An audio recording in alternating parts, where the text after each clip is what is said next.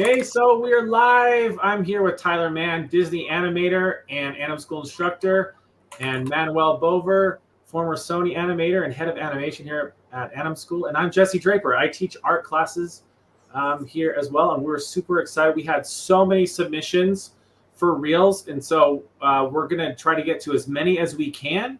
But stay tuned. One of the things that we love here at AnimSchool is actually sitting in on other people's reviews. You can learn a lot by seeing the issues or the other reels of students. So tune in. Feel free to send in your questions. We'll have a short Q&A after. If you have any questions about AnimSchool or anything else, we're here to chat. So Tyler, what just to kind of introduce ourselves, so let you introduce yourself, tell us what you're working on, and some of your background in animation. Okay, so I started in AnimSchool, and I learned all my animation through AnimSchool, and then from there I went to Sony and worked on Hotel Transylvania 4 in 2021. From there I went to Disney, worked on Zootopia Plus, Strange World, Wish, worked on Spellbound, Skydance's upcoming feature, and then back to Disney on Moana 2, just wrapped up Moana 2. And yeah. Awesome. And Manuel, what's your background in animation? Hey, when I moved, well, I'm from Spain, and then I moved to the States. I started already my cues back with, Life of Pi and all this, more VFX oriented. Then I went to Sony for Hotel Transylvania, the first one, Cloudy, the second one, Arthur Christmas, Smurfs, Spider-Man. And then from there, I just, I went and I started working from home. So I've been in Europe for, I think, 8 years working, with animation projects back from home and doing my job as a, head of animation at AnimSchool. It's been awesome. That's awesome. So we're going to hop right into it and start reviewing some of these submissions. And so, yeah, Tyler, can you share some links and we'll get them in. Let's select that one.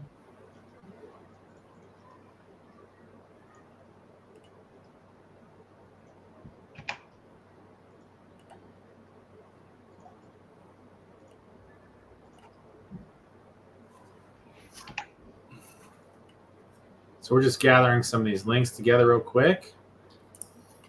So also apologize if we don't pronounce your name right. We have some awesome names here. So we're going to start with, is it Gulio, do you think? Gulio Nash?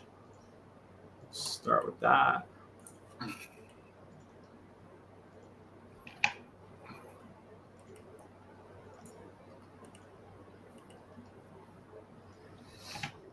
All right, so let's get this going. Here we go, Gulio Nash. All right, let's just start off with those. I think that's a good amount for now.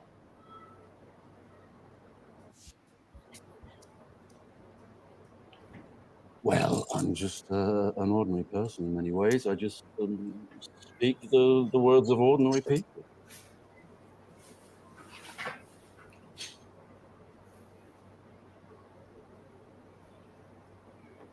Okay, let's bottom line this. What is this going to cost me? What's the ask here?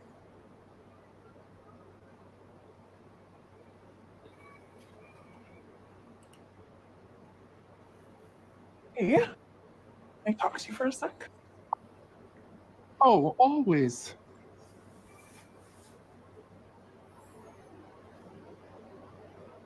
Just not now.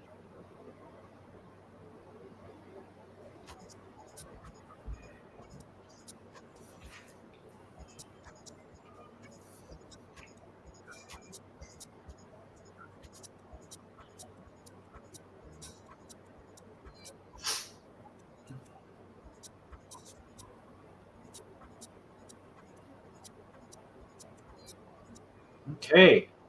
So Tyler and Manuel, before we talk about any individual shot, do you guys have any general advice for animation reels in general in terms of order or placement of stuff? Well, just put your best stuff everywhere. It doesn't Yeah. matter.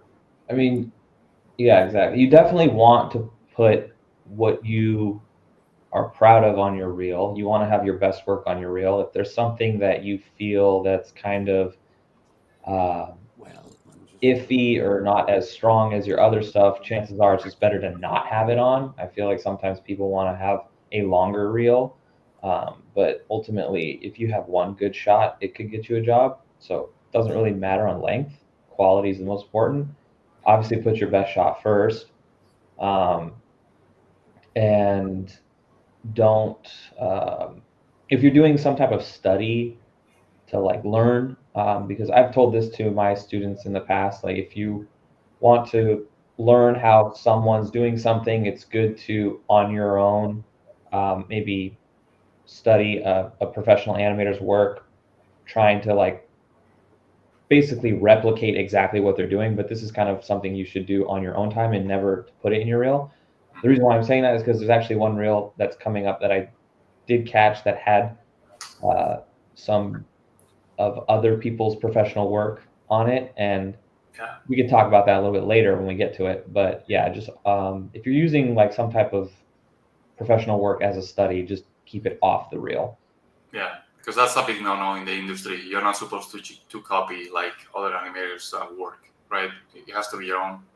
Yeah, it's fine to do it for yourself as a learning tool, as long as it doesn't hit the reel. You know, if you're just trying to figure out what's happening in the curves and Maya with the rig, and you're just trying to basically learn, and it's for your eyes only. You know, it's harmless. But once it hits the reel, then we understand it's not your work actually. Yeah. Exactly. Okay, was there a shot we wanted to go over in here, or just generally like? I think we can go general probably, right? Is it better? Yeah, I think it's better to start general, and then maybe if we need to go in. Okay, cool. If not, we'll do it long. Yeah, because we have quite a few reels, so we'll just kind of do the overall of this one, and then we can look at shots. Like Yeah. I think Tyler, we can just go like general, like so like they can apply all this. In every single one. Every single student can apply this. You know what I mean?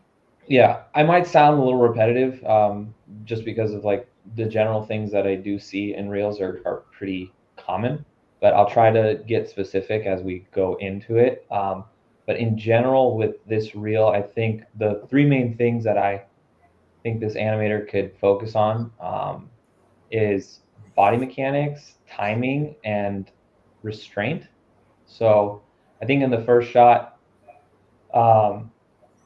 I saw some moments where the character is moving just to move, and having restraint to not move the character shows a lot of skill and knowledge of acting. So what restraint really means is, like, if you look at me right now and you look at Jesse and you look at Manuel, we're not really moving, but we're still alive and we're still talking. There's small things that are moving, like my head, my mouth, and my hands, but nothing else is really moving. And if you watch acting and stuff in movies and you study that, there's a lot of restraint going on. And I think restraint is really focusing on when you should not move the character, because sometimes students just think like, oh, well, I'm doing animation, so I have to make the character move. So the character needs to move just because I don't know what else to do. And I think that could be kind of focused on a lot in student reels. And then timing in general, like timing is probably the hardest and most important thing in not just animation, but everything. Timing is just applicable to anything, anywhere. So I think focusing on the timing, snappier, faster movements, and then slower moments afterwards to keep things more still and to focus like our attention and our eyes, and then overall just mechanics with the movements and stuff. Again, pretty general and vague, but if we need to like get specific, I can get more specific on. So if Julio wanted to improve this reel, would it be cutting some shots, moving some shots around? Like some things are good to show, but at a certain point, right, you want to maybe take some So- stuff out, put like what would you put it like order wise, like looking at these shots, like what order should we put these in? I mean, I think the first is just apply what Tyler said before like changing orders, because like it's what we were saying before. Like when you show your reel, it needs to be your best work. So like if you need, because like for me, like I would start with body mechanics first. Like you need to like like your body mechanics, your foundation needs to be a little bit better so you can focus on acting. And what Tyler was saying, like you need to think about purpose. Why we do things? Why we do it, right? Like we don't just move for the sake of moving, right? Like there is always a purpose, an idea behind it, right? I do this because I want to drink, and I grab the bottle of water. It's not just like moving things because it looks prettier, right? So like I think before order, it would be good to give like acting feedback and like real feedback in general, so like they can apply it. And then once they have this, I mean, it's what we were mentioning before. You want to put just your good stuff, like your best shot first, but then also at the end of your reel, it needs to be a good shot, because that's what the recruiter is gonna remember, right? Like they're gonna remember your last shot too. So it's really important to end in a high note too, right? So like, I mean, basically, like you just start well and end well, right? That's the point. Like I think walk cycles, you don't want to put them because like you're already focusing on acting. You don't need to put that walk cycle, right? Like that's like a training exercise for every single animator. You don't need so at this stage, even if they put 3, if there are 3 good shots, that's fine. They can leave the other one out. Right. Yeah. I probably would, for this specific one, I would probably take out the walk cycle and the body mechanics shot where she's climbing a tree. Mm-hmm. Because when you're doing acting shots, the mechanics should be very strong within the acting, and that already tells the studio or the person who's hiring or whatever that this person already knows how to do, like they're focusing on acting, they already know how to do body mechanics. Like doing a walk cycle and a body mechanic shot is almost a given when you're focusing on acting. They don't think, oh, he can act and he can do walk cycle. It's like if this character or this animator can do acting, then we already know that this animator can do a walk cycle, do a ball bounce, do all the basic mechanic stuff, run and jump, all that stuff. Yeah. And another thing I would say about the reel is just acting choices are really important, because like when you animate, you want your piece to feel honest and sincere, right? Like you want the audience to believe it. So like I saw a few acting choices that I don't think normal, like I don't think if you were in the situation you would do. So like when you act, you need to think what you would do in that situation, right? Like we always talk about subtext, right? What's the idea behind the actions that you're doing. So that's really important too, acting choices when you do acting. Yeah. Ties to everything else with a purpose. Yeah, I'll piggyback on that because that's a good point. There's 2 types of like acting choices you can have. There's truthful acting and then there's like indicative acting. Indicative acting is like you're indicating what the choice is through the choice of your movement. So for example, if I'm saying, look over there, and I go where, if I go where like this, that's a very indicative choice. It doesn't feel truthful. Whereas like if in a real life scenario, someone said, look over there, you'd probably just go where, you just turn your head and just say where. You wouldn't do all of this. But I feel like students will do that because they think, oh, it's pushed, so I'm going to do this. Right. And it's showing not very truthful acting. And I feel like leaning towards truthful acting is the stronger path to having a stronger reel. Okay, here we go. We have Miguel.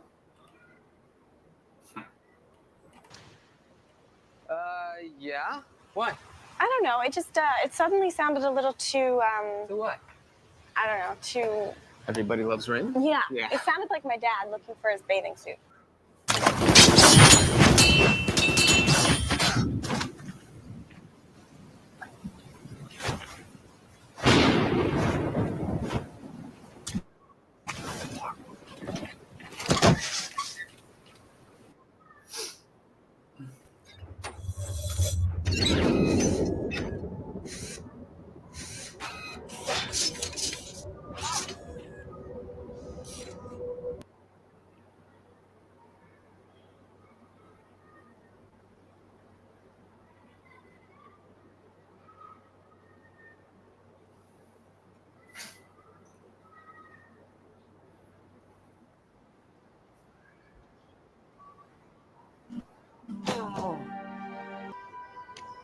Okay,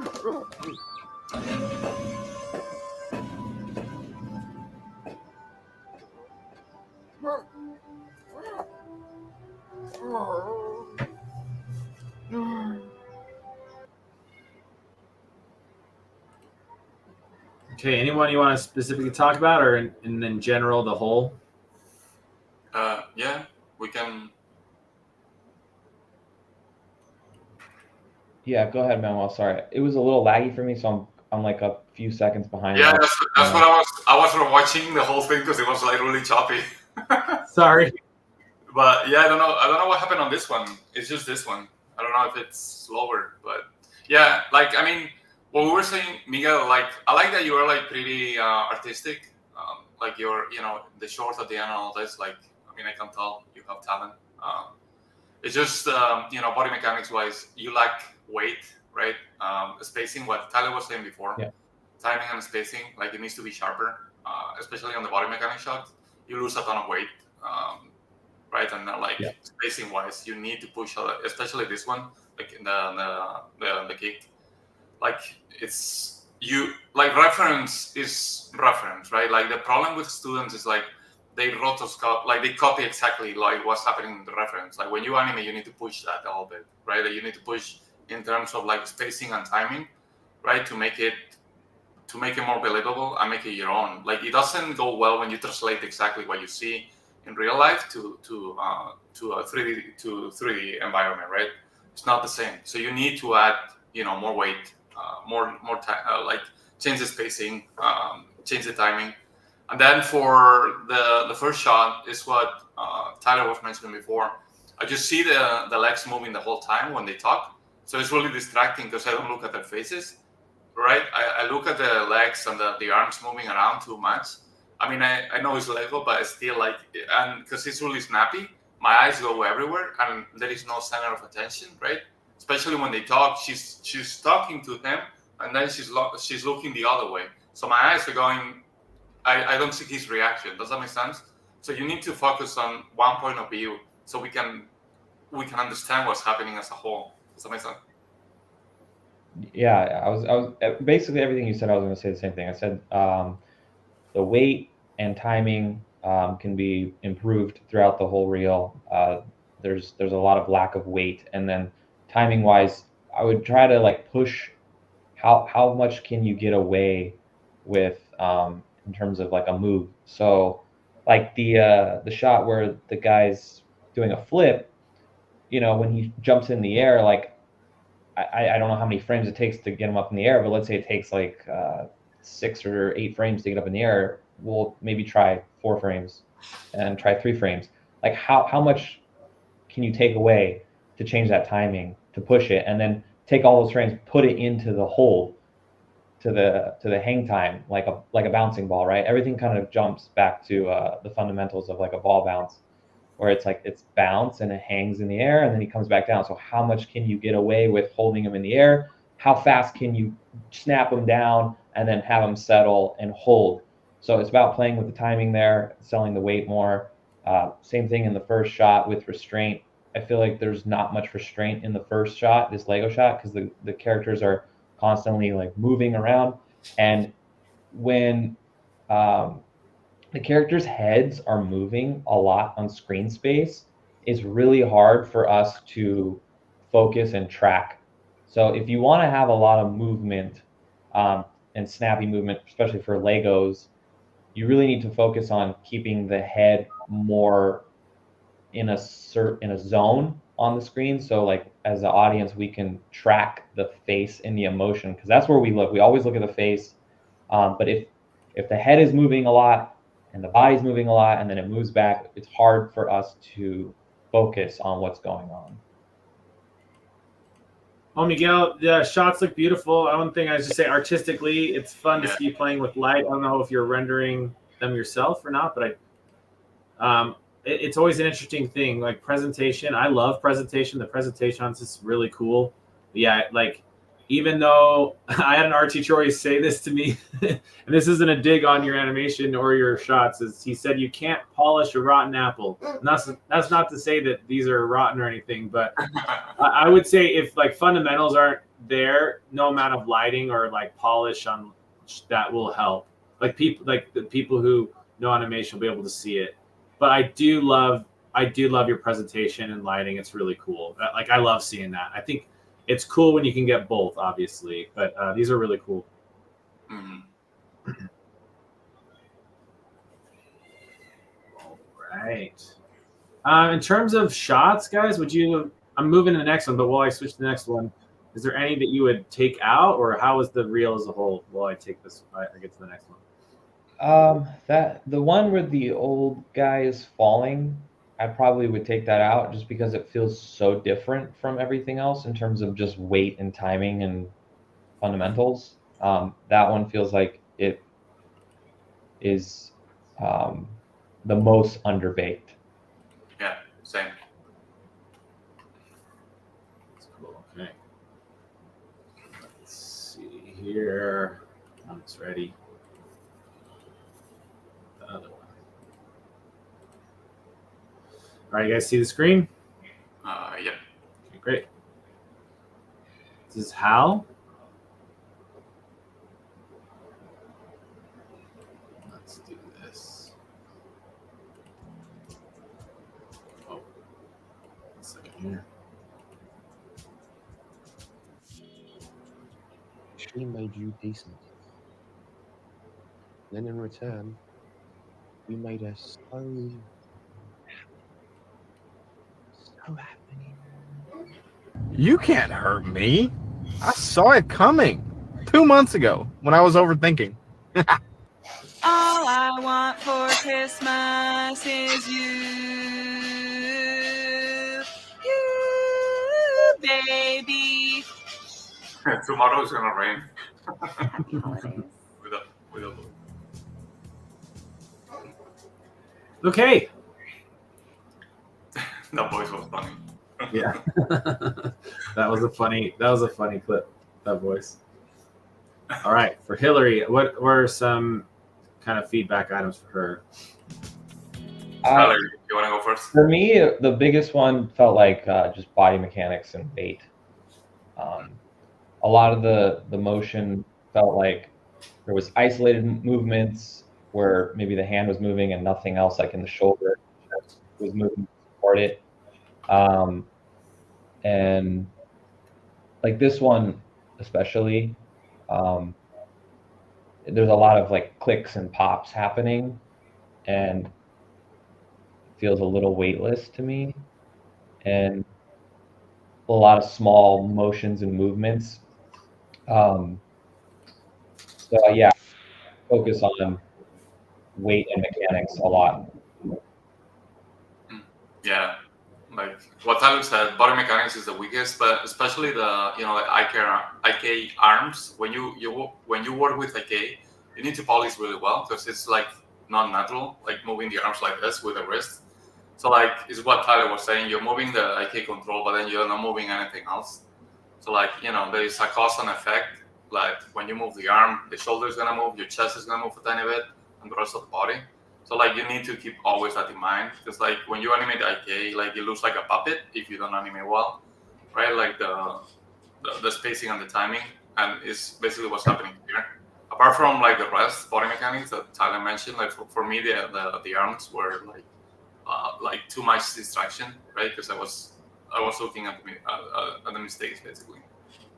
Yeah, and also timing. I want to add timing again. Like the poses kind of like they kind of blend and don't feel like a little bit punchier and more committal. Like when you're animating, acting, you definitely want to try to favor your poses a little bit more to make like a statement that this is my pose. I want to show you that this is my pose.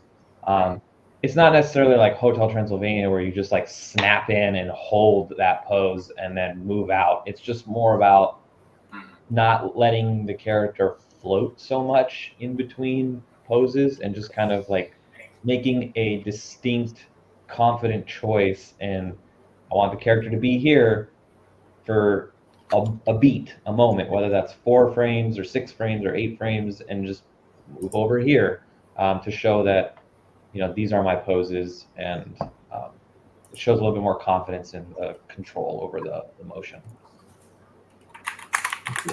All right, we're going to switch over to Quentin.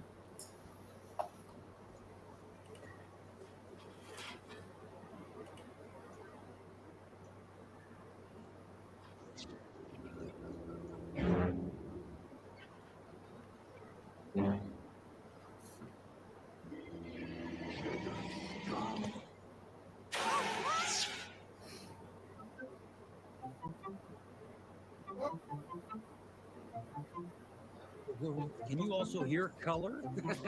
Can you see sound? Because we should really be capitalizing on these skills. All right, fine. Tada! Moi, Prince Junior. Ici, on est à l'école des monstres. Plus précisément, dans notre chambre. Attendez, je vous montre.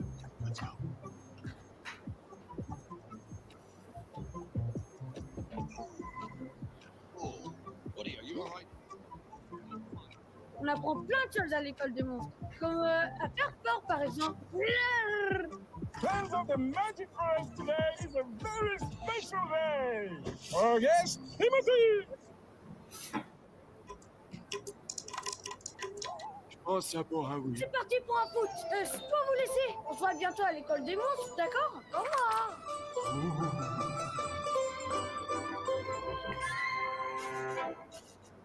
Okay. The rock game was funny. Good job. Yeah, this one was way better. Like timing and spacing, way better. Yeah. Like especially the first two shots, they're really good. Yeah, the first shot had some like horror element too, which was cool.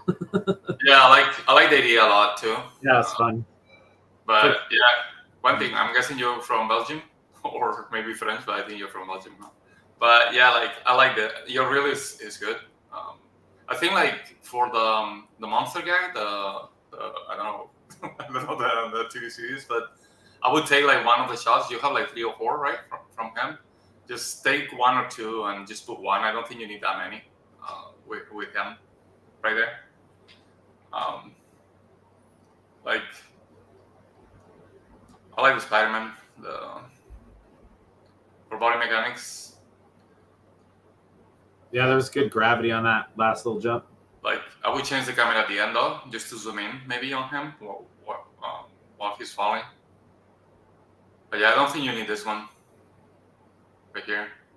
Or I mean, this one maybe can be good because like it's connected to this one. But then you take one of the other two. For me, maybe if you want to leave this one there, right? Like.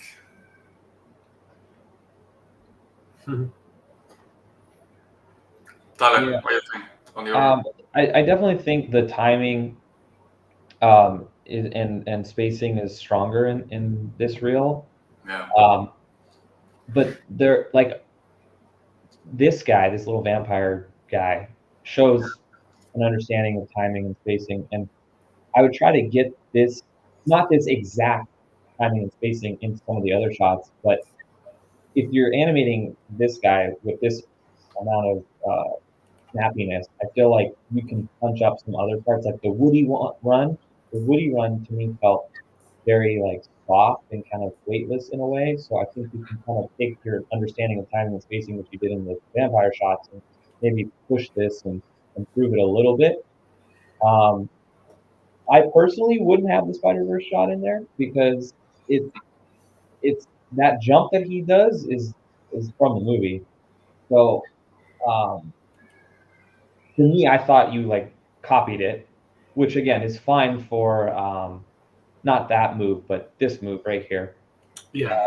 He does that in the movie, and it's good to understand and learn from like what they're doing in the movie. But I wouldn't put that on your reel as saying like, oh, you came up with this choice and this idea because it's from the movie. And then the bad guys one. I know you're using Ben's reference to understand, but Ben animated Wolf doing that whole scene, so it's already from that movie. So basically, when people see your reel, they're just gonna think of the bad guys scene that Ben animated, and it's gonna pull them out of watching your reel. It happened to me. Like when I saw this, I was like, oh, this is Ben's shot. I'm just thinking of Wolf in this moment in the movie from Bad Guys 2. So using this reference to practice and understand and learn acting is fantastic, but I wouldn't have it on your reel. And then I think the third one of the vampire you could probably remove because you already have the two. And I like how this connects into the Woody camera thing. It's pretty smart. Yeah. But I would just try to polish this Woody shot a little bit more to have more confident timing and spacing. Again, it doesn't have to be snappy like this vampire one, but just give it a little bit more weight and a little bit more appeal to the movement. Well, kind of to Quentin's question here that's on the screen, I think a lot of people have probably questions like this. Like, what do you do when you have some shots that are more realistic versus cartoony in the same reel? Like, is it better to make two reels or to have it broken into two things? Is it, so you make a new reel for each client? Like, what are your opinions on that? I think it's fine to have everything in one reel. I can only speak from a feature side because I haven't animated at any game studio. So I think it's nice to have multiple styles in your reel because it shows that you can do multiple styles and you're not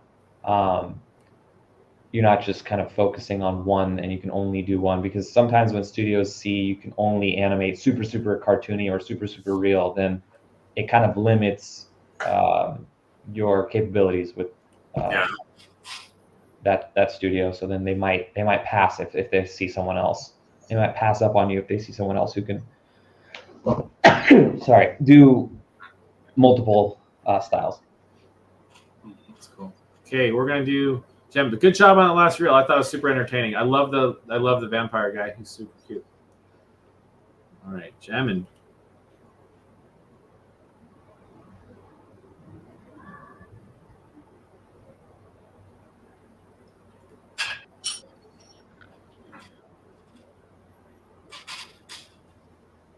The butler did it? You got to be kidding me.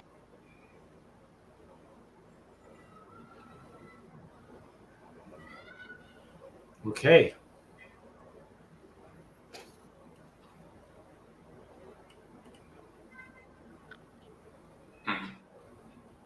Got it.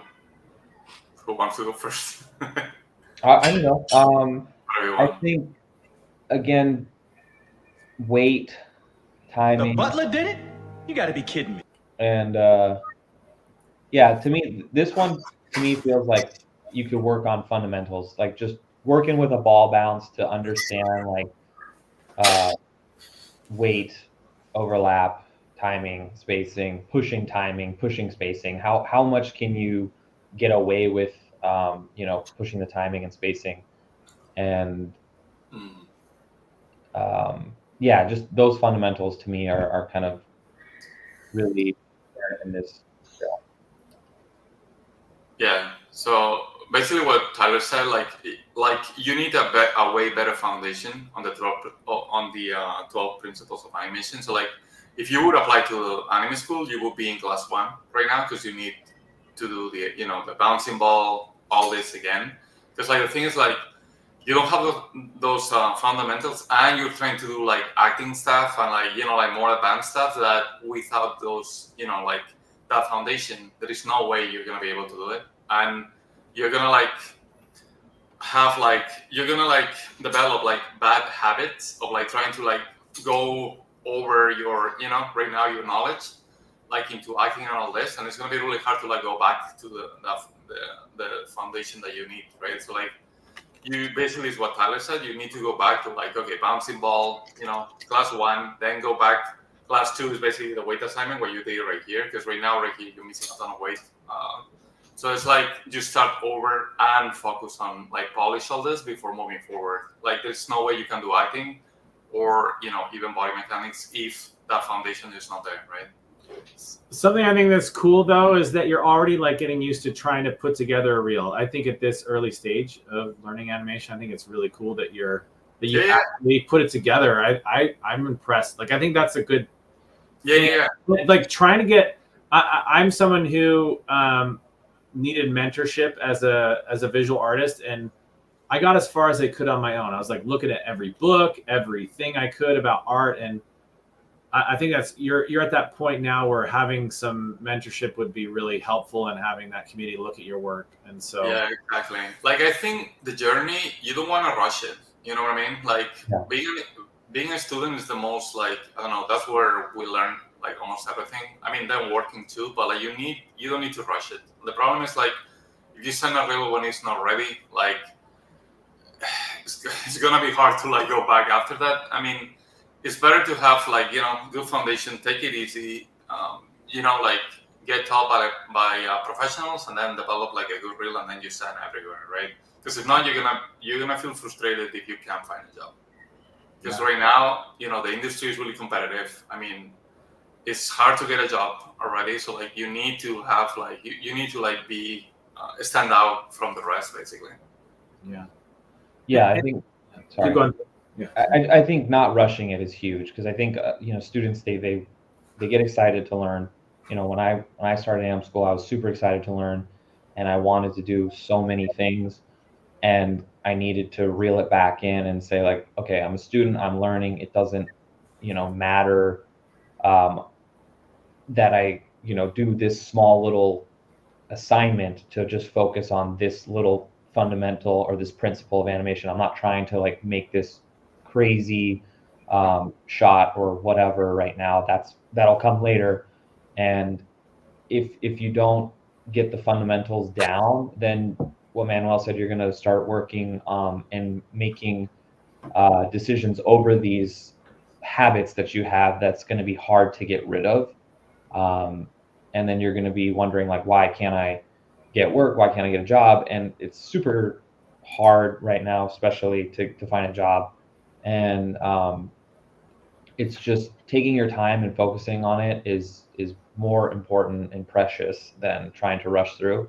And I think it even specifically for you, for this animator, would help, and a lot in general. Like I've said it at the beginning of this call, like looking at professional work from your favorite movies, like whether that's Pixar, Disney, DreamWorks, Sony, whatever they put out, if there's something that speaks to you that's like super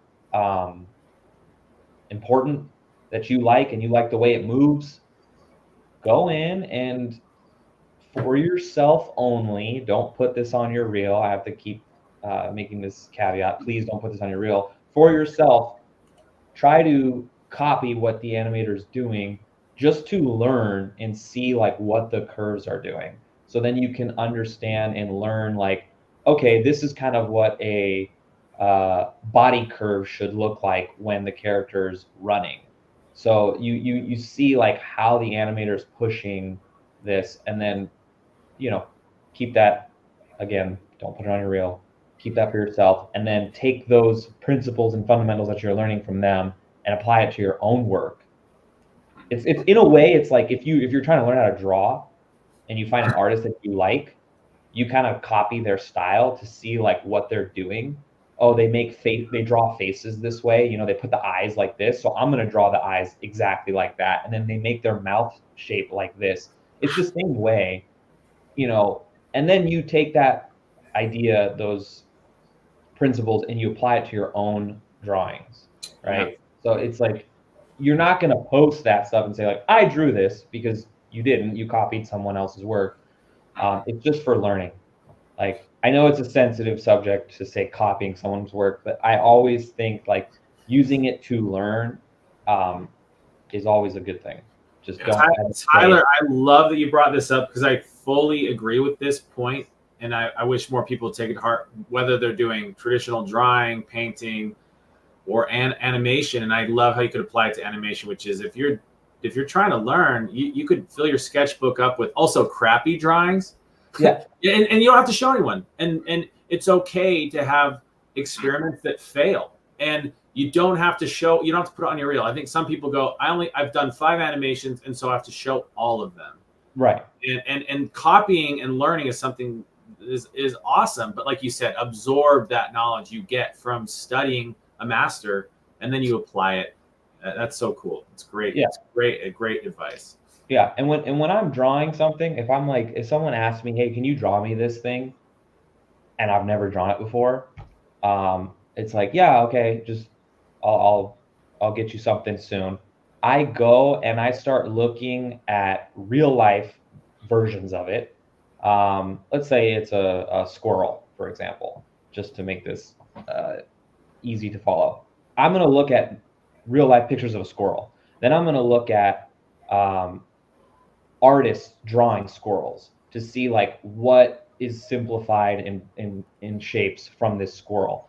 And then I'm going to draw myself probably 10 squirrels before I even like the squirrel that I'm drawing. And then once I understand like the anatomy of a squirrel and the shapes of a squirrel to sell that this is a squirrel, I'm going to start pushing some of it, and then I'll get my drawing of a squirrel for this person that they asked me to draw. It's like I'm not going to get the squirrel on the first try or the second try. So it takes me time to learn how to draw something because I don't draw a squirrel every day. If I drew a squirrel every day over 3 years, I probably would be able to draw you any type of squirrel from the top of my head because I'm so used to it. But that's something I feel like even as an instructor at AnimSchool, when I see students come in, they try to like do it the first try and they want to stay married to it. And it's like, it's okay. Let's delete it and retry it again and keep trying until we get it right. And I think when I can apply that drawing example, it's a little bit easier to understand. Yeah. Well, I wanted to kind of do a little Q&A for people in the chat a little bit later, but I think since we kind of delved into, traditional drawing and animating, I think this is an okay question asked. They said, I'm new here and I will go to art school, but I'm scared from AI. Do you guys think AI will take animators' job around 3 to 4 years? That's a very hard question to answer because I have some thoughts if you don't mind me starting. So, I don't know, man. It's moving so fast. Yeah, it's moving really fast. It's moving really fast. I will say this, is that there are certain times in history where there's big pivots. And we were talking, there's big pivots where things change. Now, something I want to talk about since we started the live stream today is we keep talking about fundamentals, okay? Fundamentals. If you want to be a top tier pro animator that's making really important choices and doing lots of cool stuff, you have to start at the beginning. You got to start learning the fundamentals. So I believe that AI is going to do a lot of stuff, but I think we still need really, really good artists no matter what. And if you want to be a really good artist, you got to start from the very beginning. The thing about AI, I'm in the 2D world, which is even if someone can bring me an AI concept, unless I've gone through the very beginning of fundamentals all the way to pro level, if someone hands me AI and wants something to change or as an idea, if I don't have those fundamentals, it's not going to matter at all. And a lot of people are very scared. When motion capture first showed up, they thought that's going to take all the animators' jobs. And I think this is actually very closely tied to that. They thought, oh, motion capture, why do we need animators anymore? Well, ended up happening in the game animation industry. They hired thousands and thousands more cleanup animators to clean up and stitch motion capture. And I actually think AI is going to be kind of like that too. I think AI will be able to take away some of the work, but I think we're going to need really good animators who understand to finesse and to do that polish and to stitch things together. And you can't just jump to that end point. You got to start from the beginning. And so I think good artists are always needed. That's my prediction, is that what is going to happen now is that we're going to need a lot more better animators. I think before you could be a mediocre animator, but now the AI is going to take that stuff. So I actually think you need to know the fundamentals even better. That's my opinion. I think there's going to be, we might have more animators. And I think what's going to happen is there's going to be a lot more small studios using AI. We have these big, huge studios like Disney, DreamWorks, Pixar. We love them. But with AI, what's going to happen is a lot of smaller studios or just a couple people will be able to produce more. But you got to have somebody who understands it from start to finish. And that takes education, art literacy, and really understanding. So actually, I think what happens is we just have to be better. You can't be mediocre. You have to be able to understand the final stage of what it looks like. Yeah, I mean, it's going to shift it completely. And it's what Jesse's saying. I mean, there are going to be less jobs for sure. I mean, that's sure. Not necessarily. It could shift. We don't. No, exactly.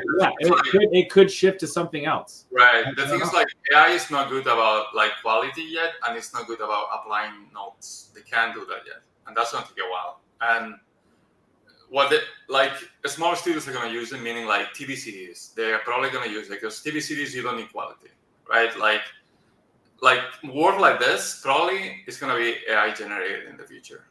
Like that's for sure. Like movies and video games probably not, because like they need a lot of like finesse and like tweaking for like the AI to like be able to do it.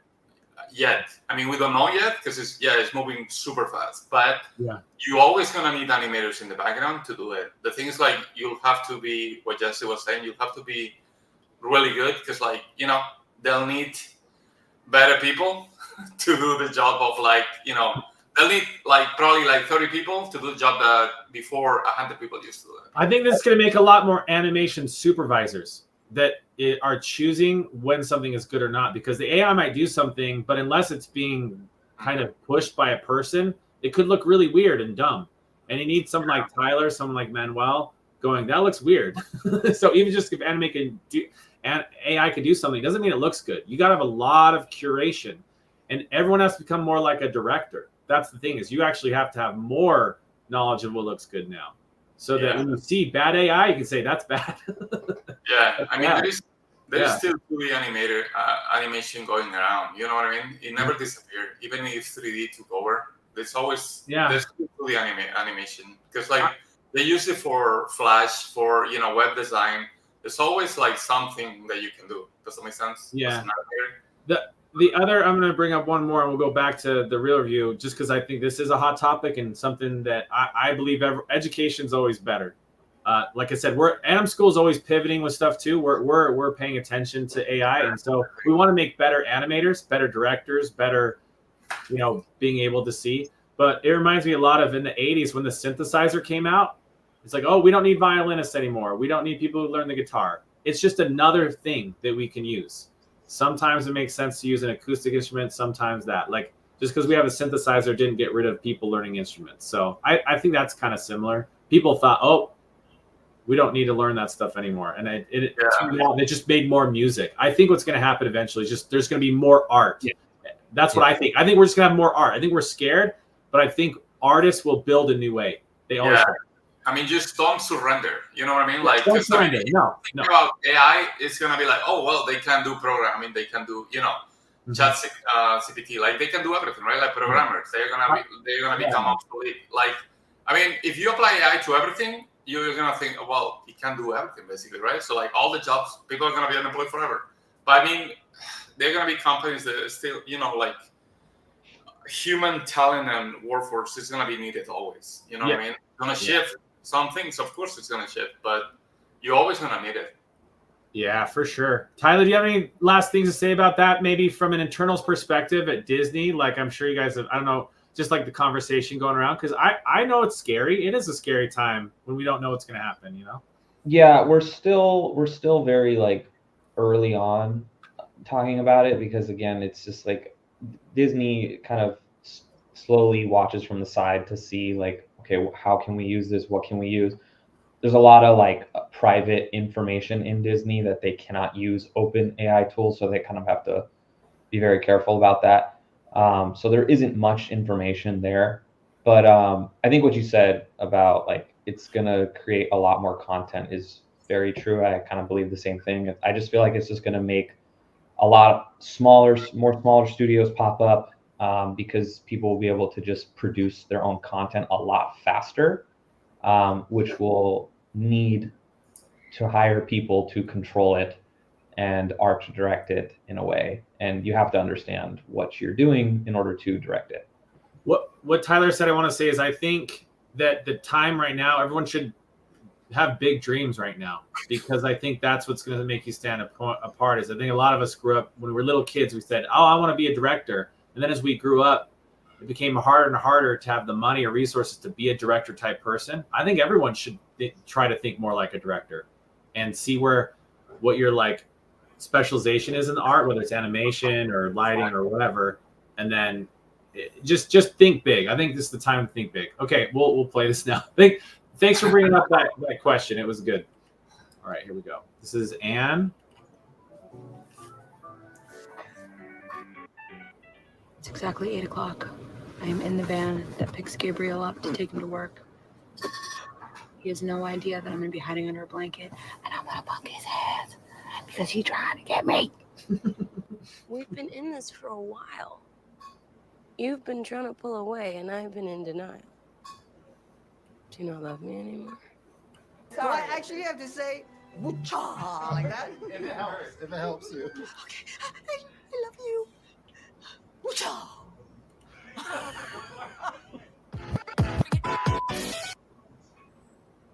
Okay, what's any feedback here for this one on as a reel as a whole?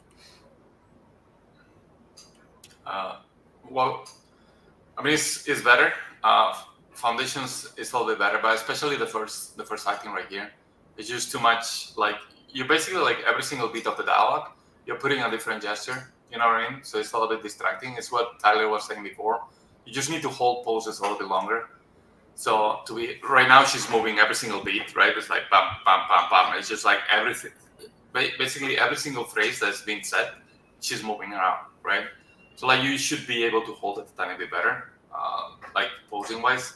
Then with this one, the one that she's kicking, like it's just like this one, the same thing. It's like no clear posing, right? So like she's just moving too much for me a little bit. And then like just acting choices, right? Especially this one with the hand gestures. That's one, hand poses. And then we always, if the character has glasses, the first thing we do is like, oh, the character needs to touch the glasses. We don't do it all the time, you know what I mean? And that's like a cliche acting choice now, because like everybody wants to do it, right?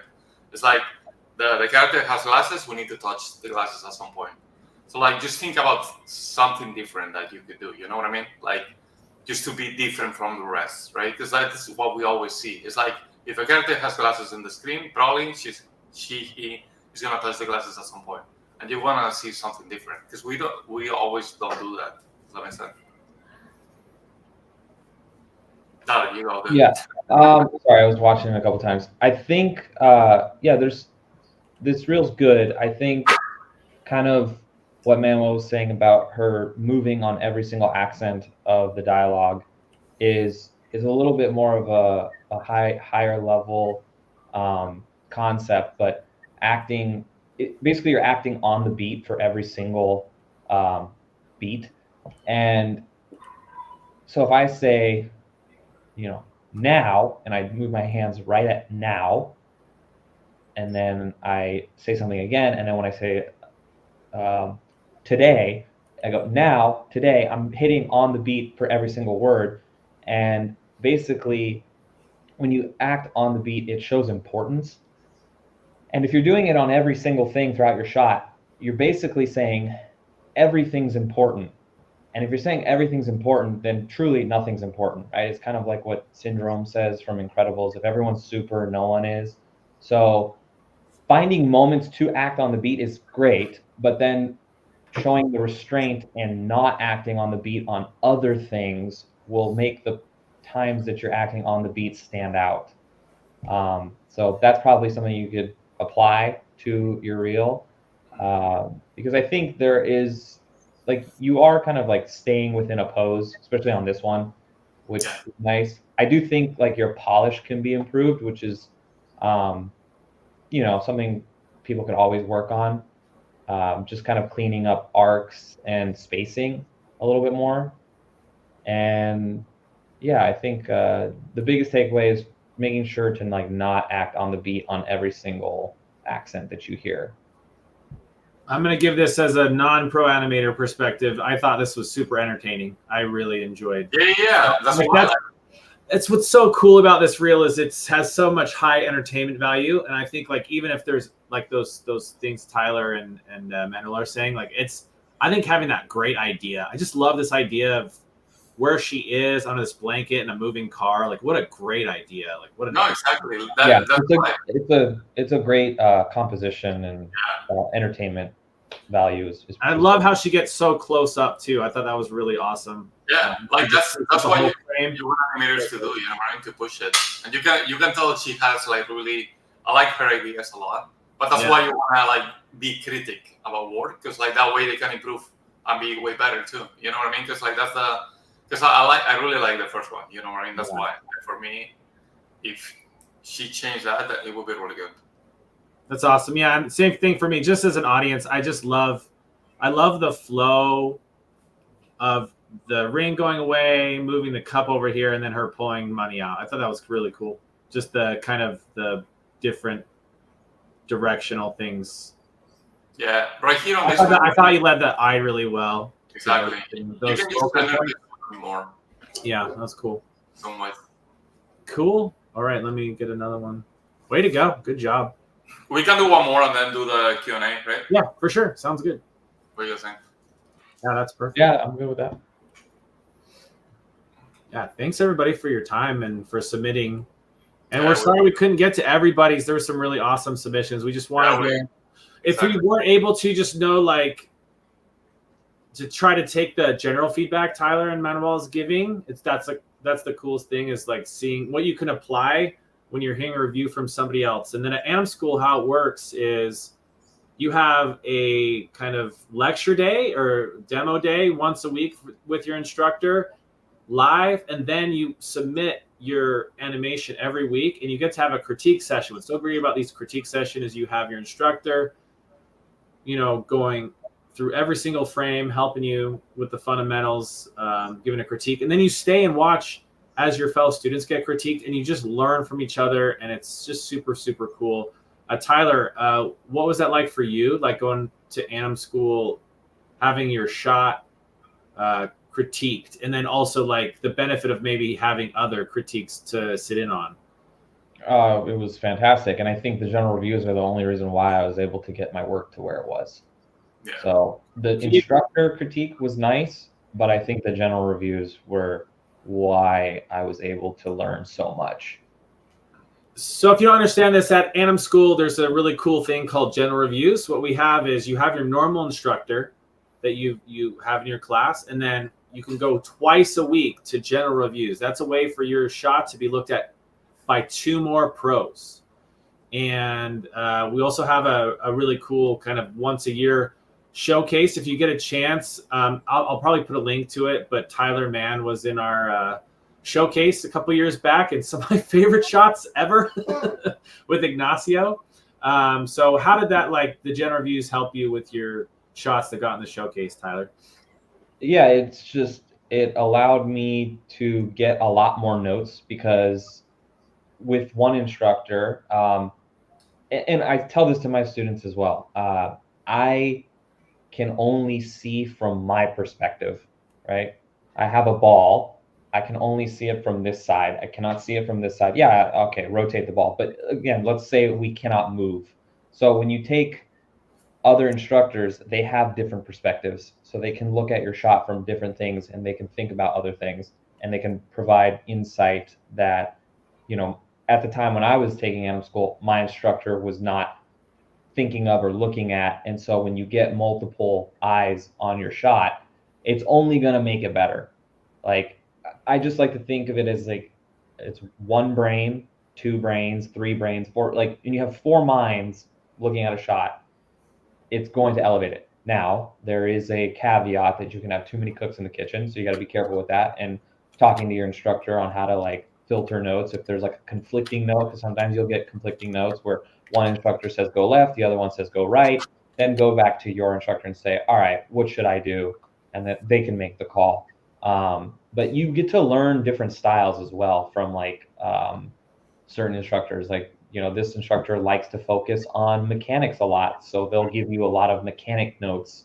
And then you get to, when you keep hearing that, it kind of like beats it into your head repetitively. So you start to like train your subconscious about what you should be focusing on.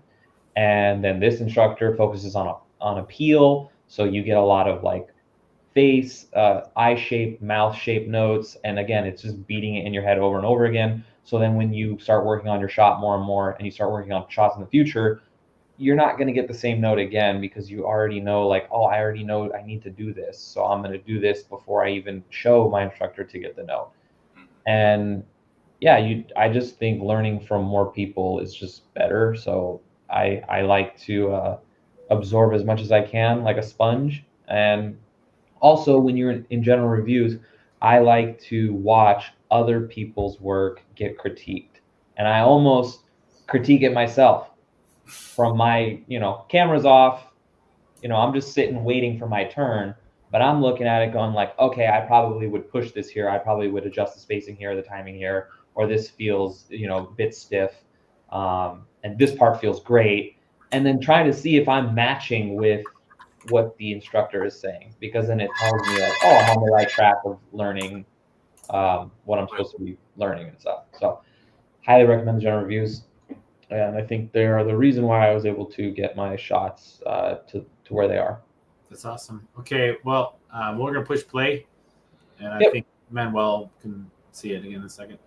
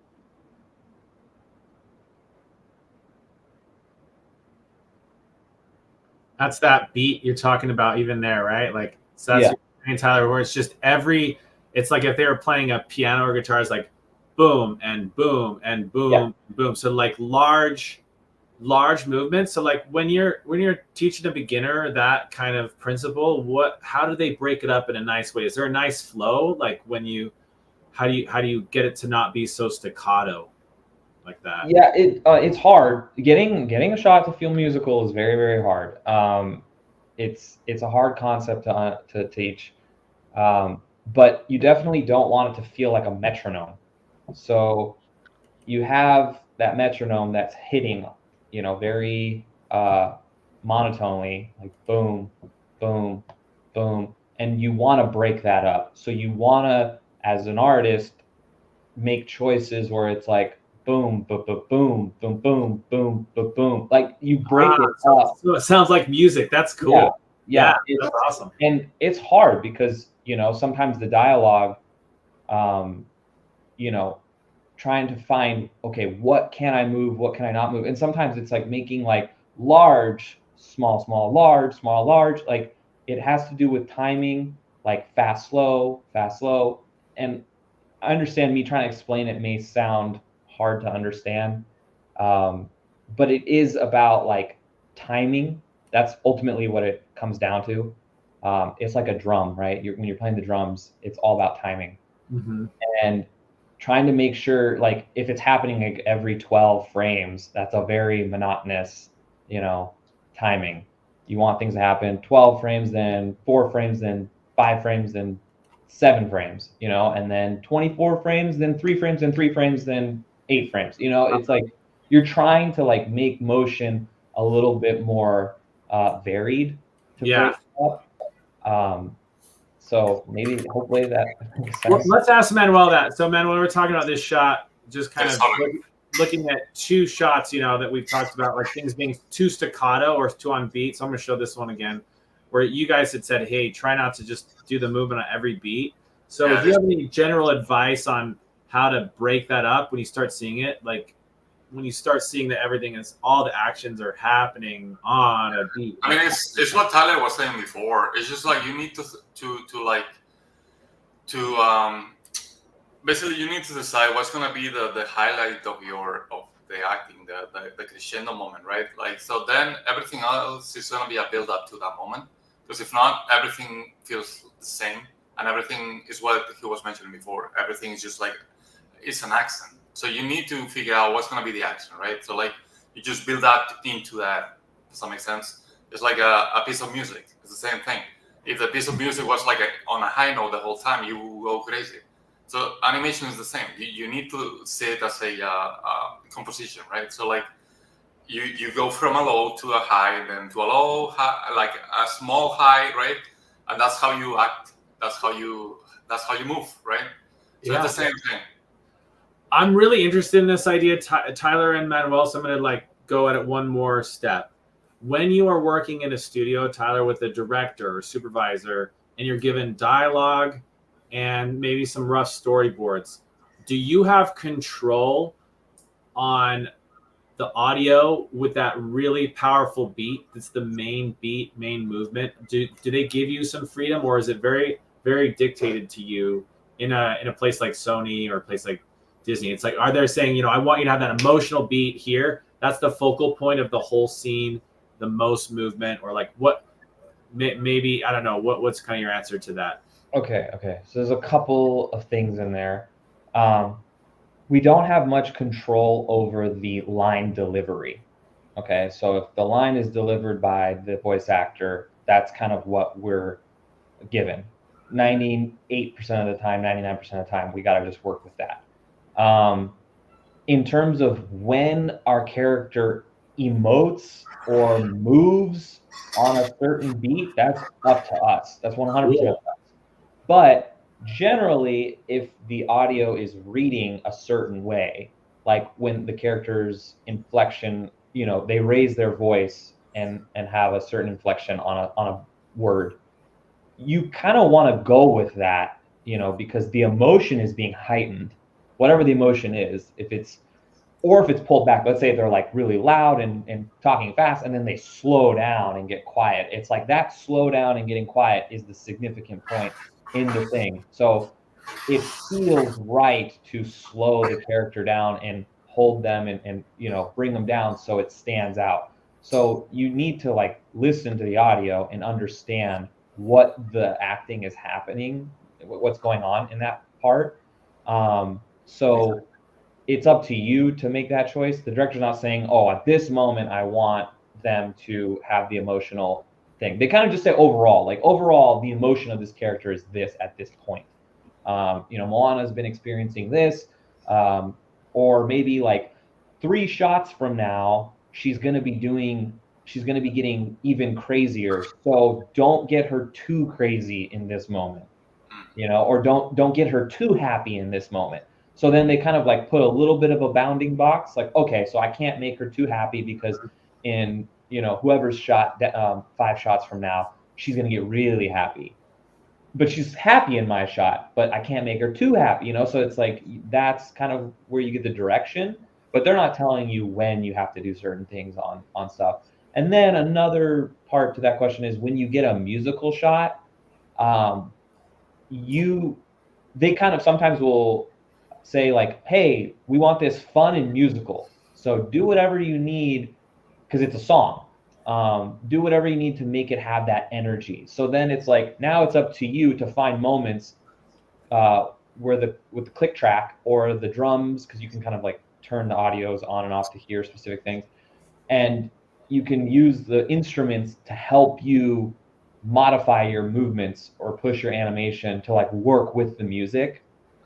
I'm going to kind of lose some of you here because you have to know what I'm talking about here. But there's a specific shot in Frozen where Anna is walking down in the first Frozen. She's going down large steps. There's probably about 6 large steps. And the animator animated her steps to the music. And it's like a very fast crescendo of like, and she's taking about like 20 steps.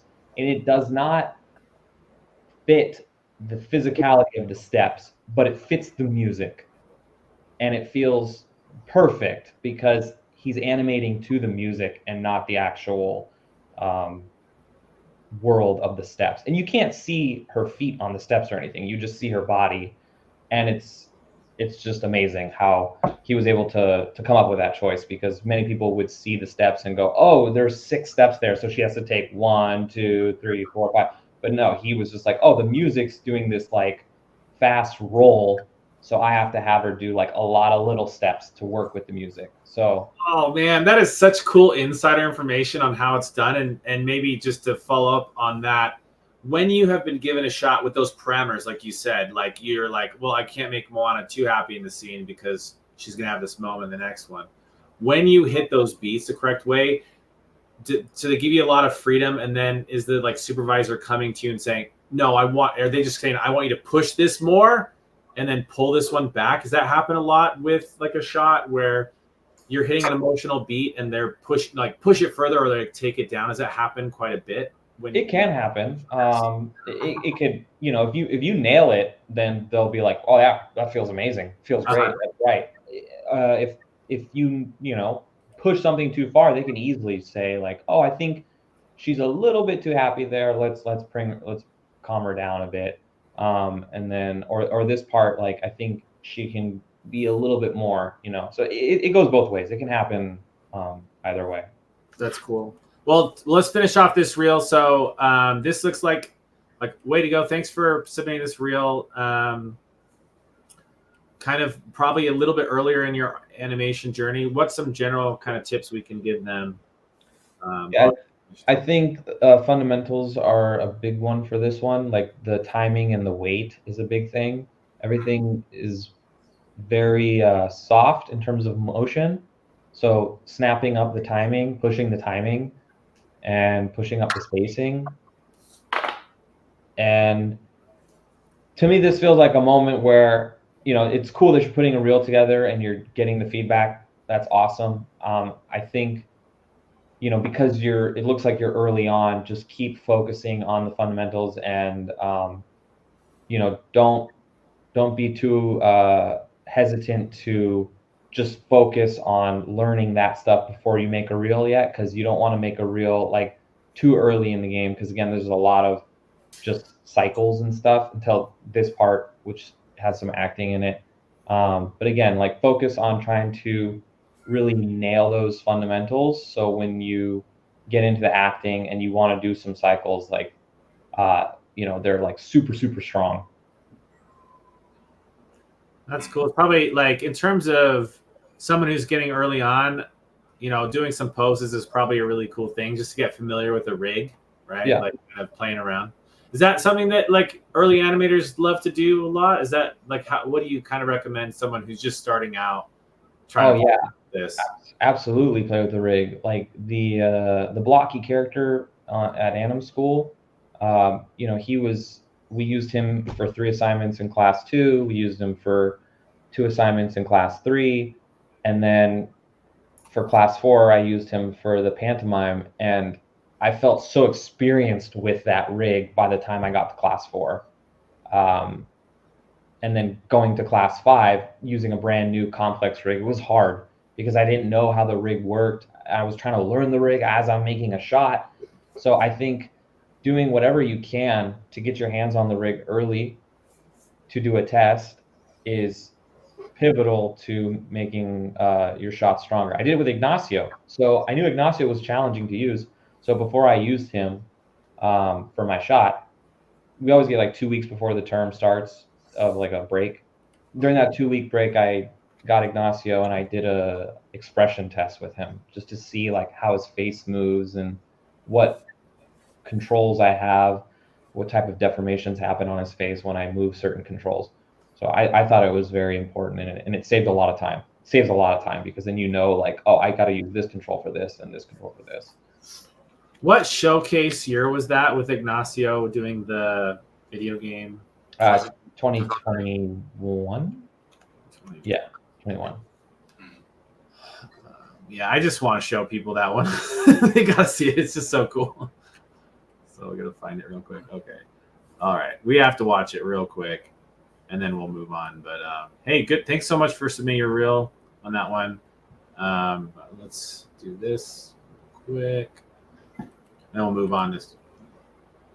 Just really want to show Tyler's shot. It's so awesome.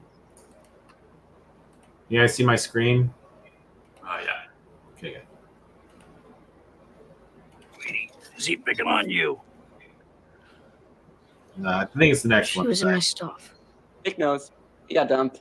Dumped. Yeah, I got dumped. She dumped me, and I'm over it. Okay, it was 6 months ago, guys. Get past it. I don't even know why we're still talking about it. Why is everybody looking at me? Maybe I'm one of those Oh my people gosh, I love that shot so much.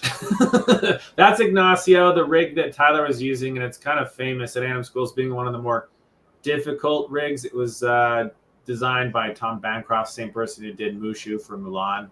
It's got a lot of, that's a very like professional style rig. What was it like playing around with that rig after you said you got like used to all the block rigs? Like what was it like to jump to that kind of a rig? That rig is very difficult to use. Not gonna lie, it's a challenging rig.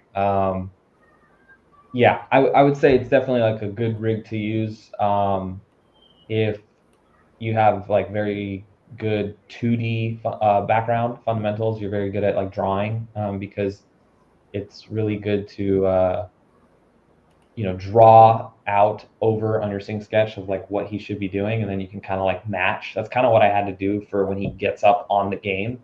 I had to like draw it, and yeah, I definitely suggest using him like in class 7 for entertainment and appeal, because I feel like he can get the max entertainment and appeal. Yeah.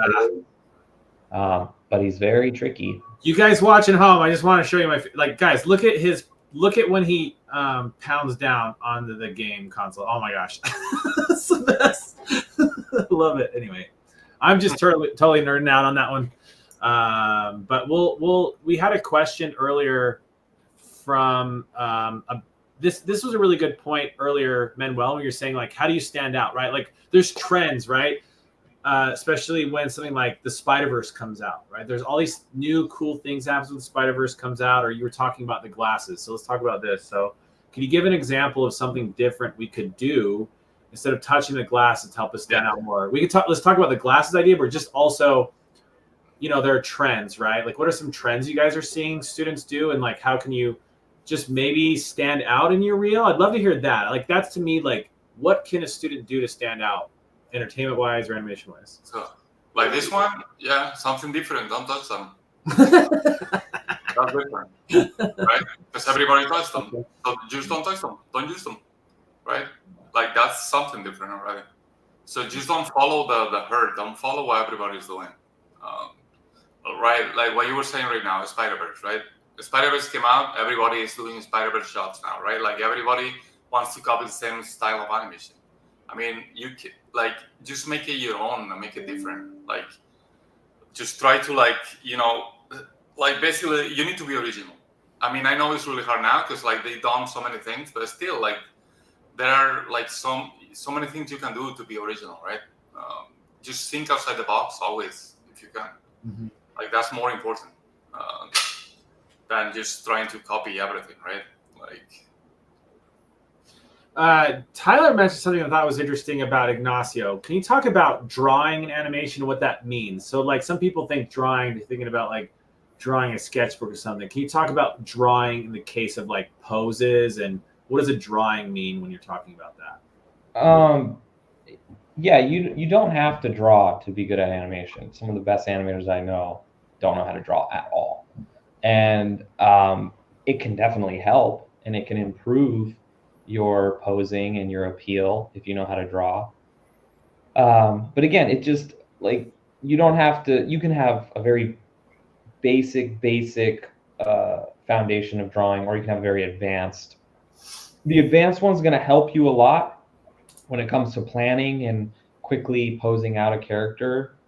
But so synchsketch, you could draw over your stuff in synchsketch, and so that's kind of what I do for students. I'll do drawovers for them, and then for my Ignacio one, when I did drawovers to get him up on the game, I literally drew a circle and a line.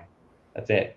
So I did a circle for his head, and I would just track that circle, and I would just squash the circle and stretch the circle. So that's all it is. And then the line is just a line. I'm pretty sure we can all draw a line. And I would just match his body to that line. So as I would like pull them back and zip them up, it was literally just a line. And sometimes it's just that simple, like a ball and a line. I just need to break it up, right? So I'm just looking at the shape change of that line. Is it reversing? You know, what's happening? Is it leading? And sometimes it's just that simple to help figure out what you need to do. That's awesome. I think we're going to go on to just kind of showing you guys what it's like to be at AnimSchool. And one of the things I do at AnimSchool is I teach one of the art classes.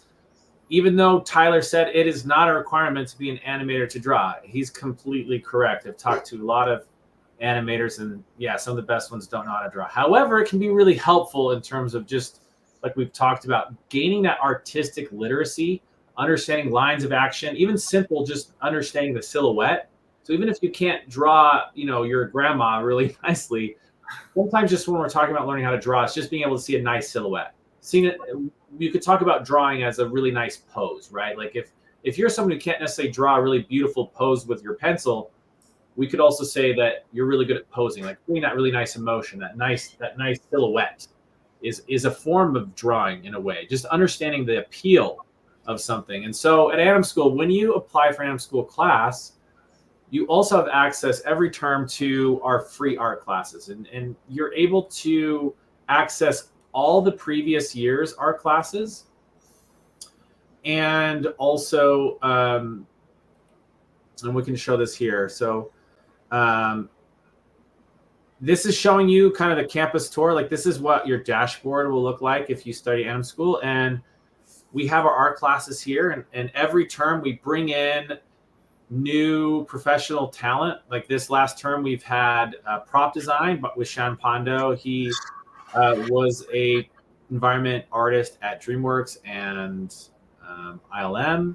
And we've had Josh Black. He taught anatomy, and he worked on the Hogwarts game and worked at, I think, Avalanche Disney. And we've had Ben Eblin. If you guys go on Instagram, an amazing artist teaching with us. We've had Steven Silver. Steven Silver taught character design class with us. Michael Knapp, who art directed some of the Ice Age movies and Scrat Tales. And then we've also had Blizzard game artist teaching, and Moroni Taylor taught storyboarding with us. He actually storyboarded on Iron Giant. So you actually, when you apply for AnimSchool, you have access to all of our previous recordings and live art classes.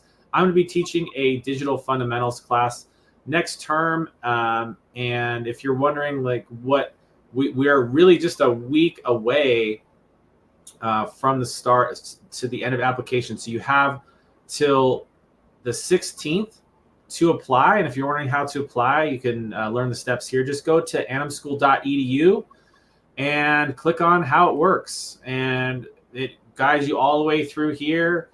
What we're about, what we do, we've created a very competitive priced program to basically, we're a trade school for animation.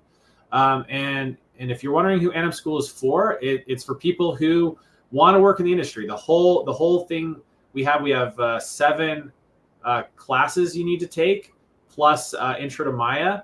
And when you get through, we want you to have a professional reel that you can apply with. That's what Tyler did. Tyler went through the whole program and excelled. It worked very, very hard, and now works at Disney. And we have an amazing placement rate in the industry after graduation. We care a lot about the result of our students, and we're doing our best to prepare you for a career. I went to a 4-year BFA program, which was awesome. And I love my professors, but a lot of my professors had been out of industry for sometimes 5 to 7 years. And if you know our industry, Tyler, how fast does the industry change? Yeah, very fast. Obviously with the AI stuff and, you know. Yeah, it's just, so all the things you guys are concerned about, our instructors are also kind of living. We heard from Tyler kind of talking about his internal experience, what's going on. And maybe you're excited about being an animator, and that's what we're talking about today, is check out our animation program. If you go up here, you'll learn all about it. We talk about all our different classes. We've talked a lot about fundamentals today. We start you off with the fundamentals. If you've never animated in 3D, that's okay. You can actually take Intro to Maya Intro to Maya is a very robust program that many studios use or use something like it. So if you can learn this program, it's a really great entry into the world of 3D animation. And then once you take Intro to Maya, we move you through all the fundamentals, all the way through body mechanics and acting. And once you've got through the prerequisites, you can enter the program courses, which is body acting, character performance, facial performance, and animating appeal and entertainment. And this was the class that Tyler did his Ignacio shot in the arcade. And so, Tyler, how did all these other classes prepare you for that shot? Like, that's kind of like, I'm assuming that's kind of your capstone project. How did these other ones get you ready for that shot? Just beating the same fundamentals into my head over and over again. That's what I feel like is ultimately the thing. And the general reviews, just getting used to, like, if I'm hearing the same note throughout the general review, like to other animators, or I'm getting the same notes week after week, then it's something I need to go focus on and figure out, like, why am I getting that same note? Because I'm not fully understanding it. And it was just about, the other classes were just about pushing things as far as I can before someone said something like, okay, this is pushed too far. I'm always trying to see, like, how far can I get away with it without anyone saying anything. And I feel like that's kind of what all the classes did beforehand, is just kind of leading me up to that, was getting me used to being comfortable pushing things and focusing on the fundamentals that I need to push and master. That's awesome. And if we also have another emphasis. So this is kind of getting you ready for more TV or cinema style animation for TV shows or like movie. But many of our students go to game animation. So you can pick before you go into the program. I think after body mechanics, if you finish body mechanics, you can go on to game animation, which is about run cycles and stitching, mocap, and then you have a kind of a cinematic shot at the end. So we've prepared, we have preparation kind of for both those emphasis, and it's really cool. And then I'm going to show you a little bit more about the art class, because someone was asking about it. And I want you guys to, if you can, please follow our Instagram. We're posting student work every day. So if you want to see the work that our students are doing, this is a really great way. And like I said, just to give you an idea, I want everyone to have a good fundamental in the arts as well. And so, like I said, I teach most terms at AnimSchool. This is from a demo from my class. So this was actually done in class. We teach you how to break complex forms down, teach about value, proportion, color, technique. So you have access to my classes as well. So that comes free with your tuition. You don't have to pay anything extra. We just want to make sure that everybody is artistically literate, knows how to kind of speak the speak and walk the walk of art. We care a lot about art. We really want to prepare you for the world of animation. And so we're always bringing in guest artists and workshops. And so the other thing that's really great about AnimSchool is the community. I went to brick and mortar school, like I said. I love the friends I made there.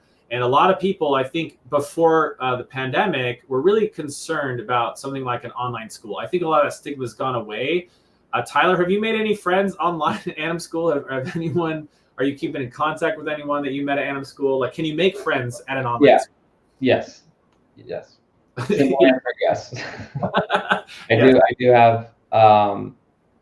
Manuel and I talk from time to time, but also, like, I have someone who, he was in Boston, and I ended up going to his wedding. He came to my wedding, and he lives here now. Works at DreamWorks, but yeah, we hang out all the time. So that's we awesome. we simply met through AnimSchool. Yeah, that's the same for me. Like I said, the school I went to, they love AnimSchool, and we have a lot of students from my alma mater who come to AnimSchool, and they refer it as a finishing school. So whether you're just wanting to get really tuned in to animation or you went through an animation program already, AnimSchool is a great choice for that. And so, like I said, you have until next week on the 16th to apply. So check out animschool.edu. We have one kind of more question. We were talking about animation today, but do you have a 3D character modeling workshop? And yeah, we do. So we teach 3D character program. That's where you model and rig characters, but that's not the focus of today's. We'll have to do another workshop or another live stream about that, but that's for a different time. So yeah, we're about hitting like 90 minutes, which we're supposed to do. But Manuel or Tyler, do you guys have anything else you'd like to tell the group here? Like, sorry we weren't able to get to all the reels, but that was just kind of a taste. Yeah, I mean, never get discouraged. Like, we really appreciate you guys like showing your work, because I know how hard it is. For people to look at your work and be critique, basically. So that's really important, like, to learn. And yeah, just like push as much as you can. If this is what you want to do, you just, if this is your dream, go for it. Like, nobody's going to tell you, nobody's going to stop you. Just go for it, and that's it. Like, I mean, that's how I did it. That's how we all did it. So, like, if this is your passion, go for it. Because that's the only way you're gonna be good at something, right? If it's your passion, if it's something you love to do, and it makes you happy, so just go for it. Like, don't listen to anybody. Yeah, and we're not gonna say AnimSchool is easy. It's a huge commitment. This is, if you really want to be an animator and you want to work hard, we have the tools to help you do that. We have the community to help you do that. We want you to succeed. It is a lot of hard work. But in my opinion, I think it is the best time in the history of the world to be an artist. There is more need for content now than ever before. AI does not scare me like it does a lot of other people. I believe now is the time to get really good and to dream big and to work super hard. And we have the community and the tools in place to help you do that. And we're really excited. We're going to keep putting out free content. Check out our YouTube channel. We have a ton of tips and tricks on there. We're always showing behind the scenes. If you watch, we have a lot of stuff on TikTok, on YouTube, that shows the behind the scenes of how students are planning their shots. You'll see a lot of behind the scenes of them acting out for reference. And a lot of people get kind of misconstrued. They think that's like motion capture, right, guys? Right? They'll see acting shots, and they're not like automatically doing it. They're just using it as reference. So you'll see a lot of that from AnimSchool, but we're going to teach you how to push your poses and how to really stand out. Any last advice on how to make a standout reel? From like when you see a reel, like what makes something stand out more than anything?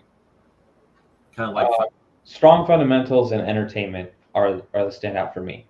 I want to see something that hasn't been done before in terms of just a shot being animated, like the characters, the story, the setup, something that's entertaining. And entertaining doesn't necessarily mean laughing. It just needs to be done well, executed well, and a strong understanding of the fundamentals for me. Manuel, what is a good reel, like a stellar reel be for you? What Tyler said, just be original and make it your own, right? Try to stand out from the rest. I know it's hard, but you need strong fundamentals and entertain the audience. That's the most important part. Yeah, like I'll give you an example with my AnimSchool reel, because I had the 4 shots that got me hired at Disney. Is it okay if we look at your reel as a last thing? Is that okay?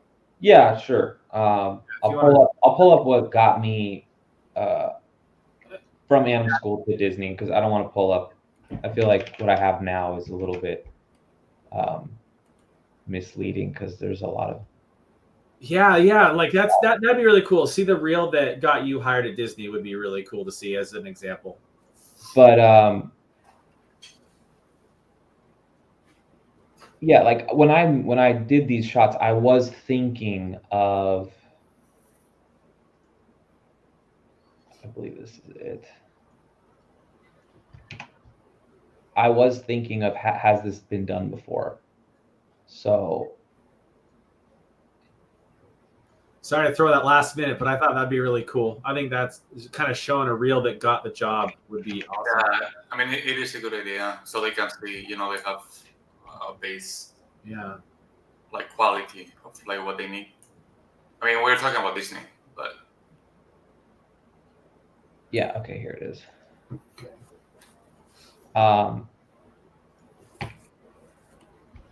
So let me the chest shot and the Ignacio shot, those two specifically. When the chest shot was my class 5 shot. I just wanted to do like a normal acting shot that was kind of like pushing, the poses, the pushing the entertainment a little bit. I like chess. I love playing the game chess. I'm very into it. So that's kind of like something what Manuel was saying, like be original, be like truthful to yourself and stuff. Like to me, chess is something I like to do. So it's like I want to animate a character playing chess. That's one. And two, I've never seen any shot of any animator in the showcase playing chess, right? So I haven't seen that before. To me, that feels new and fresh. And then the Ignacio one, I've seen some amazing Ignacio stuff before I started AnimSchool. That's kind of like why I took AnimSchool, was because of that rig. And I hadn't seen any, not just Ignacio, but any rig playing in an arcade or something, or playing with a game. So like that idea kind of stuck out to me, like, oh, I can have him playing an arcade game and kind of interacting with that.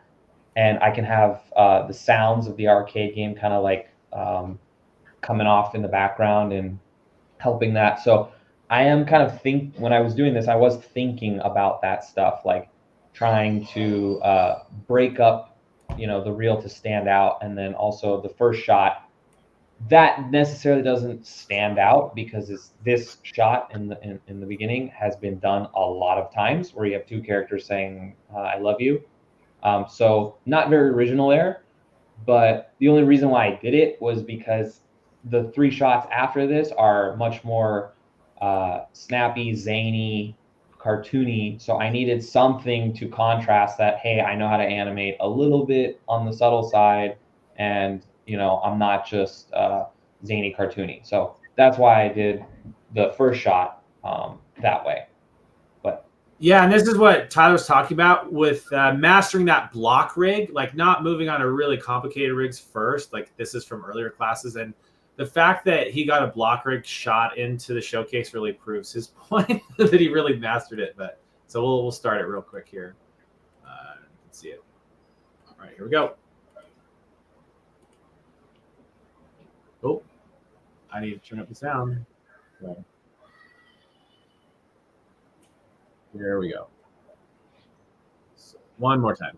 Here we go. Are you in love with me? Because I'm in love with you.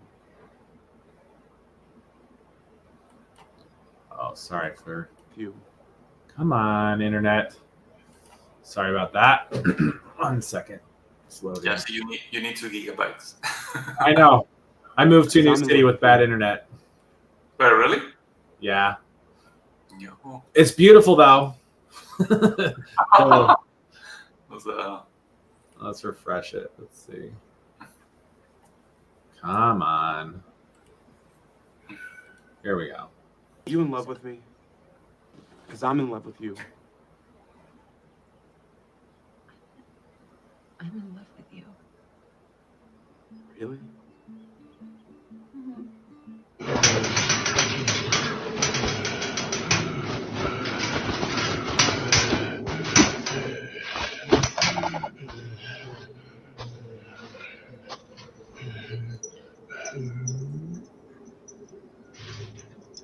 Once the quarterback has the ball, he fakes to the left. No, he fakes to the right. He doesn't fake. He thinks about faking. He pretends to fake. I don't know where I am. Nick knows. He got dumped. Dumped? Yeah, I got dumped. She dumped me, and I'm over it. Okay, it was 6 months ago, guys. Get past it. I don't even know why we're still talking about it. Why is everybody looking at me? That was awesome. Thanks for being patient while I didn't get that on right. But Tyler, so when you were ready to apply, like what was kind of the response and how did that go for you? Like how did you pick those ones and what was the response once you had it made? Well, I picked those because those were just my shots from school, and they got in the showcases, so I was pretty confident that they were. I liked how they were, and I was confident that they were in a good spot. Yeah, I mean, I just applied and got in. I wasn't expecting to get in, honestly, to Disney with it, so it was a bit of a surprise for me. Yeah, I don't know. Don't have much to say there. That's really cool. That's really cool. And then we're gonna end on one thing. Thank you so much, Tyler. So this is always a thing, right? Like everybody wants to start further than I think they probably should. So Manuel, like how does the kind of the review board look at shows? Like when someone has some animation experience, like where do they start? You know? Yeah, so I mean, it depends. When you apply, you send your reel, and then based on like what we reviewed today, we do an internal review like this, and then we place you in class. 95% of the students, they go to class 1 because they don't have strong fundamentals. I mean, if you look at the feedback that we gave today, like literally 95% of them, they had the same issues. So those students are gonna go to class 1, and then maybe you have one student that you know. Stands out a little bit more. They go from class 3 to class 4 mostly, and professional animators that they've been working in the industry, like they go to the acting classes straight, right? So like most of the students, they go to class 1, and then you have a few that they can go to class 2 maybe, you know? Okay. Yep. We're a fully online school. Check us out at animschool.edu. Thank you so much, Tyler, for your time, Manuel, and everyone who submitted great work, and everybody keep doing what you're doing. It's awesome. So it's good to see you guys. Thank you. Bye, guys. Bye-bye.